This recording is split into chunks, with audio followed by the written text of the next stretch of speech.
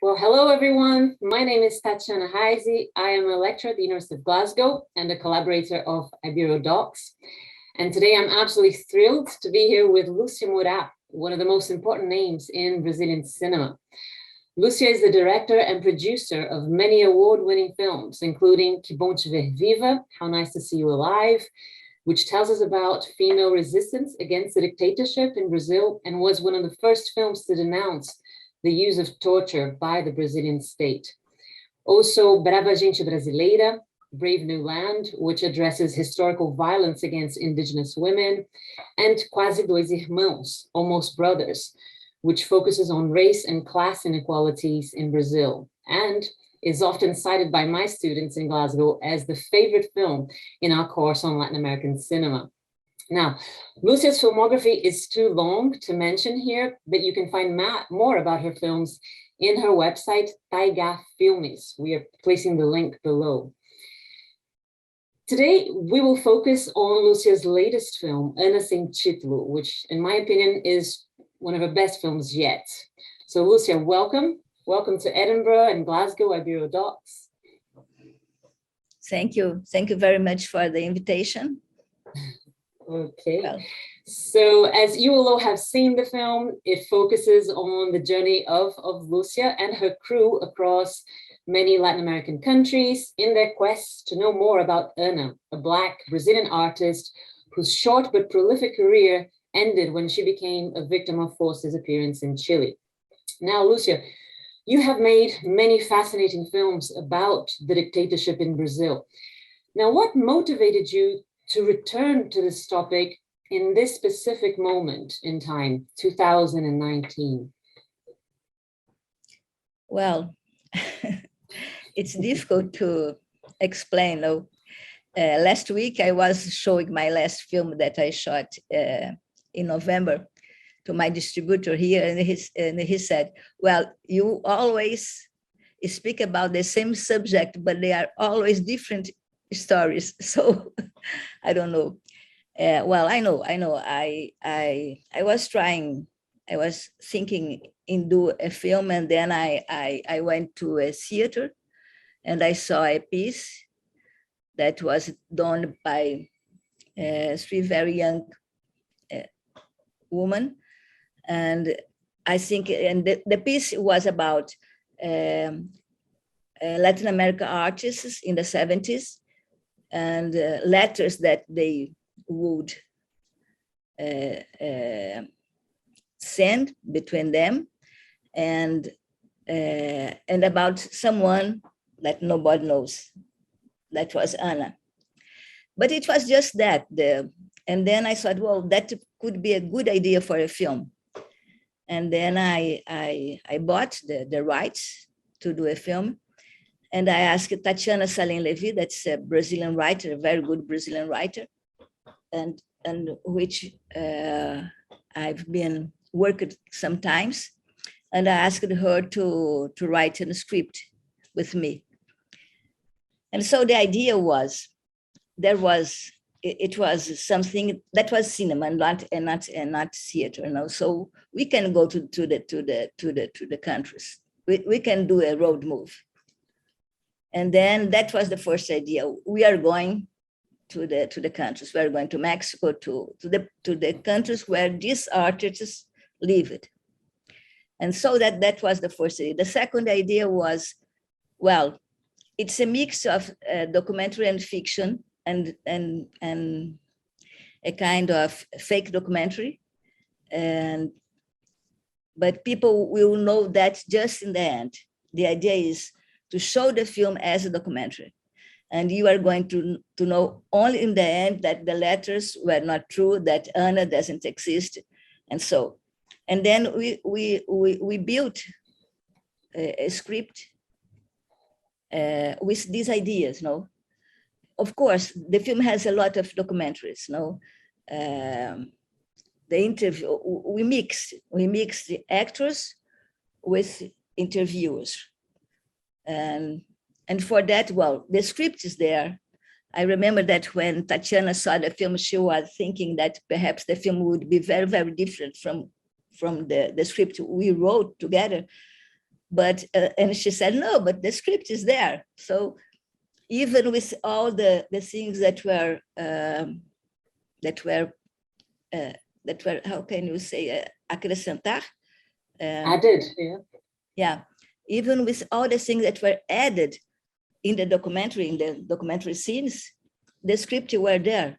And the script was the search for Ana, no? And we built the script looking for Ana. So we built the story of Ana. So we started in Cuba, and then we go to Argentina, and then we built the road move, searching for Ana, and that was a construction, that was fiction. Okay. Yeah, there's so many things there that I want to pick up on. When you mentioned the idea of the and of course, the question of dictatorship in Latin America was not so important in the theater. It was not so important, we can say, in the script. Perhaps a little more because of my story. Of course, always I'm looking at this. But at the same time, when we started shooting after Bolsonaro in Brazil, after the right wing won in Brazil, so that was very, very strong for us, what we were looking for. And in Brazil, we have a terrible thing, is that we don't have museums about human rights. We don't have museums about what happened, the dictatorship. And so in Chile, for instance, they are very good museums, and they worked a lot about memories.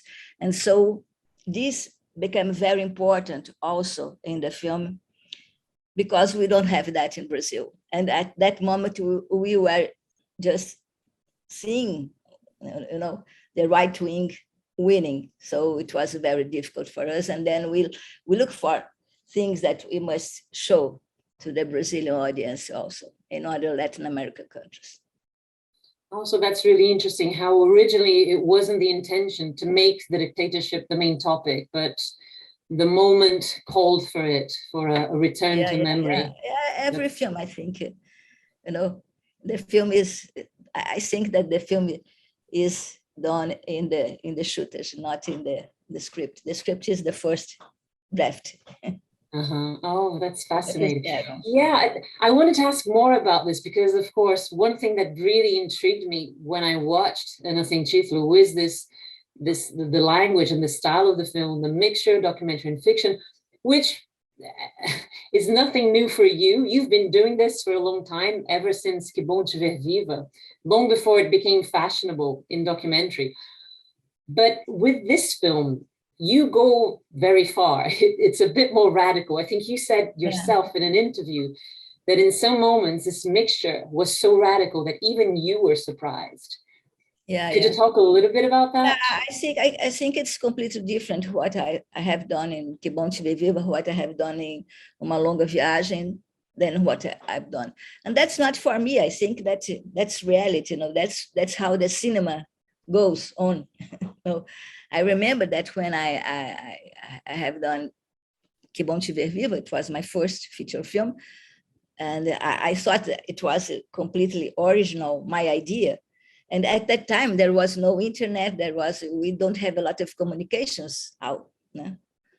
And then when I started going to the festivals outside Brazil, I said, no, that's the cinema now. Because at that moment, there was already, a kind of break between fiction and documentary that bring the cinema to that kind of mix. And then in Uma Longa Viagem, it was another moment. It was a moment that it was important to put yourself, in the cinema. And then I remember that José Carlos Avelar, that was a great Brazilian critical, he did a festival in IMS, Moreira Salles. It's an important institute in Brazil. Just about that, about how, at that moment, it was the moment that I did Uma Longa Viagem, how people was putting themselves, their stories in a situation that was, a social situation. And so he did and it was funny because all the directors was women. And I think perhaps it's easier for us put ourselves in the film. Yeah. And then now with Untitled, it was a kind of crazy thing. I remember that I was thinking, oh, perhaps that's very crazy. It won't work. It won't work. And then I think that one of the most important things for the film, and that's why the film worked also, it was the contact between, because we have a little crew, no? This crew, the Brazilian crew, we decided, me and Tatiana also, that it was important to put the crew in the film. That was part of the script. And so we were five, me, the camera, the sound technician, the actress, four. Yeah. And we all discussed a lot about the film, about how everybody was part of the film and know about that and was prepared to do it. But the most important was how we deal with the local crew, because that was, I was very worried about that. I thought it would be a problem, because we arrived one day and the other day we were already shooting, and the local crew, how we would, be in contact. But the incredible of the film, it was that the local crew considered that this film was part of them also. So they were part of it because they were Latin American. They were speaking about their country also. So it was very easy, the contact and to work together. And that, I think, it was very important for the film. And it was so important that there is a scene in Chile, in Santiago, that the electrician is part of the film, because he was speaking all the time about how he was in jail and about Allende, about Salvador Allende and so on. And then I asked him, please, let's do an interview about it. And he was a part of the crew, of the Chilean crew, but at the same time, we did an interview with him because he was part of that story. Yeah. So the film was entirely scripted, but totally improvised. Yeah. No, and I think this is but one of the ways. It was not so improvised. So I went to all that countries before. I am old, as you can see, so I know everybody in Latin America. So in each country, we had a producer. In each country, I went before. I saw the locations. I decided where we are going to shoot, and they prepared it, because we can't just go to the stadium in Chile and shoot. You must prepare it. And then we decided who would be interviewed. And then also I did tests with the actors, because of course, as the story of Ana is a fiction, all the people that speaks about Ana are actors, because Ana doesn't exist. And another challenge of the film was to put them together, so that the people couldn't recognize what is a documentary, what is an interview documentary, and what is a fiction, what is an actor. And that was a challenge that we, and particularly me and Leo, that did the camera, we discussed it a lot to arrive to a way of shooting that could be the same, Exactly. That's exactly what I wanted to talk about, because the film doesn't signal to the viewer which interview is with a real historical person and who is an actor. We don't know. So this is what I wanted to ask you, because just to tell the audiences here that in the context of Latin America, the testimonies of survivors of state atrocities was the only means through which we came to know about what happened in the clandestine prisons during the dictatorship, because all the archives and the documentation was destroyed. So the testimony was elevated to a status of truth, right? It's almost like it's an absolute truth. So Lucia, I wanted to ask you, what was it like for you to play with this idea that testimony equals truth? Because I thought that was quite risky. Very intriguing, very interesting, but also, you know, you're playing with something very serious. Yeah, but I was not worried about that. I don't know, perhaps because as I was a political prisoner, as I was tortured and so on, I know very well. And I was not worried about that, really. I don't know. For me, the idea, what was the challenge was how I would show that to the viewer, you know, but not for me, because I do believe, since Que Bom Te Ver Viva, since How Nice to See You Alive, that we don't have a true, you know.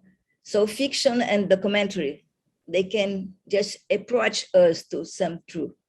And then we have different ways to approach to truth. So we perhaps will never arrive to the real truth, but we can approach that in different ways. And if we approach that in different ways, we can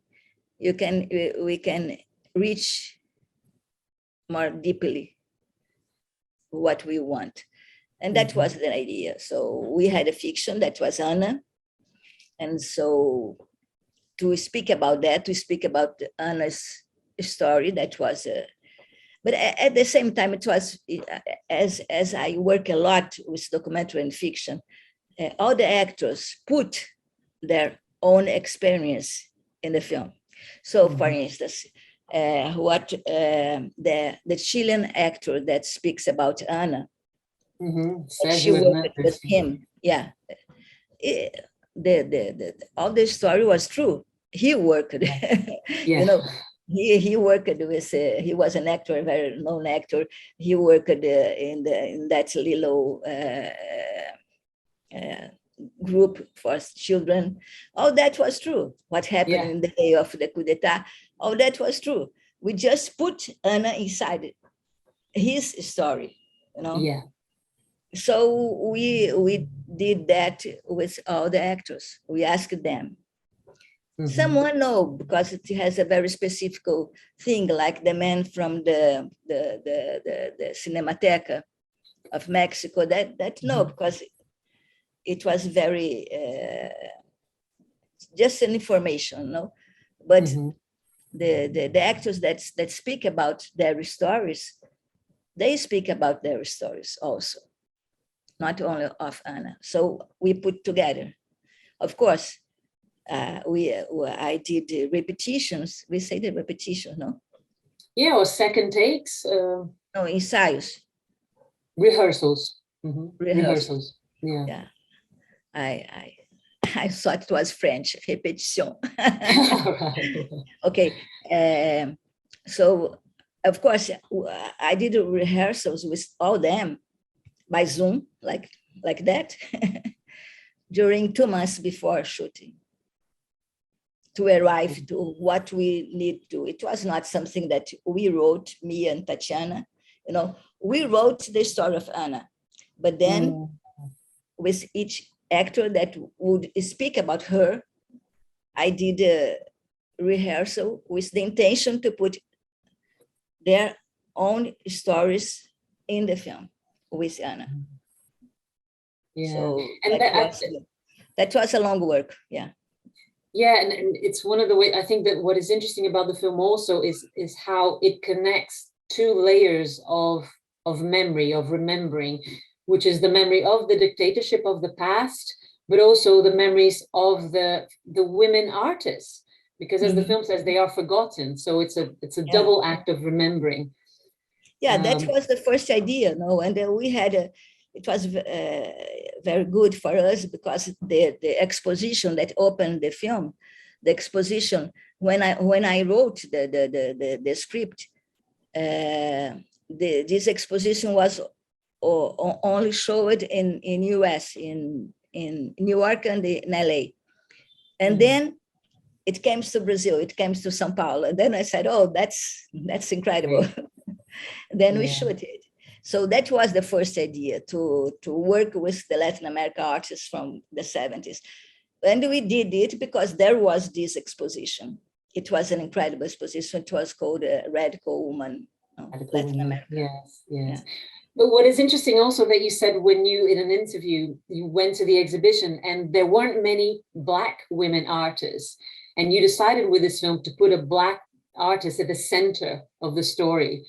So could you talk a little bit about that as well? Because, I mean, I think what you said in the beginning is accurate. You've made many films about the dictatorship, but each film brings something new. Yeah. Yeah, the idea of putting that Ana would be a Black woman, I think that's not my idea. That came because the Black movement in Brazil, the Black woman movement in Brazil is very strong, and they are working a lot, and then we are obliged, in a good sense, to see that and to put, so. If you probably had seen the manifestations of women in Brazil, and where the Black women are a very important part. And so 2 days ago, I did a live about women, and two of them was Black women, very important. One was vereadora, how to say vereadora? Yeah, senator. Yeah. A councilwoman. So, yeah. So they decided to put Ana as a Black woman. I don't think it is a decide of me. I think it's a decide because a decision because the Black movement, the Black woman movement is very strong and very important in Brazil today. And then they are just saying what we need to do, Okay. Saying, but appointing. How to say appointing? You say appointing? Yeah, pointing or drawing our attention to what we need to say. Yeah. So yeah, that's interesting because it goes back to what you said in the beginning. It's another way in which it's the moment, the time that calls for a certain film to be made more than you. Okay, I think we have time for one more question. This question is a little bit different. Your production company, Paigap, produced a film by an Argentinian director, Andrés Habiger, El Imposible Olvido. And Andrés has this beautiful metaphor I like very much. He says that he sees the filmmaker as a visual therapist. So going back to what you said in the beginning, how many of your films take you back to your experiences, what you lived in your memory. Do you think that for directors like yourself, like Andrés, that filmmaking can be a form of therapy? No, not at all. No, I did therapy. And that was very important for my first film. Que Bom Te Ver Viva was a result of my first therapy, and I did therapy for 25 years. So it's completely different. I think that I can do movies because I did therapy. Okay. But in the sense of can making film, especially the films where the director is in the film telling about his or her story, are they a way of coming to terms with horrific experience? Not therapy in the strict sense, but understanding, coming to terms, reframing. Yeah, I think it's, of course, it's a way, a double way, Yeah, but I think it's much more that. It's much more something that you go to the film and what you learned, what you much more than the I think that the film that, sincerely, the film that more achieved me, atingiu, more touched me, it was Brave New Land, because it was the film that I was in touch with another civilization. And that was so incredible, so, and that was the film that more touched me, that I remember that when I come back from the shooters, I cried because I know it's impossible that. And then, so it's the contrary of what we are saying, It's much more the contrary. It's much more something new that you And of course, as I work a lot with documentary, as I work a lot with research, there are a lot of things that came to me, by the documentary, by the research, and by what the actors give to me, Mm-hmm. Yeah. So what I hear you saying is it's not that the film is going to do something for you, it's more you giving something back to the film with your experiences. And the film giving back to me, but not, but not about this story specifically, but the way the research, the actors, the interviews, they give me things. Mm-hmm. Yeah, and I think that the Ana.Untitled will do that for many people who watch the film as well. It really it changes you. It changes how you perceive Latin America. And I think this is the final question that I have that we have time for today. We're running out of time because the film being a road movie, like you said, another new thing that I think the film does is that it widens the lens for us to think about the Brazilian past in the context of the whole continent of Latin America. That's not something that we see usually in Brazilian cinema. We tend to think strictly in terms of memória nacional, o passado nacional. And so why do you think it's important to widen the lens and look at Brazil, but also the connections? Yeah, I think that was very, very important. As I said before, it was very important, the connection with the local crews, that shows that we are part of Latin America. I think that's very important for us, to feel that we are part of Latin America. And I think that the film can show that more than anything else.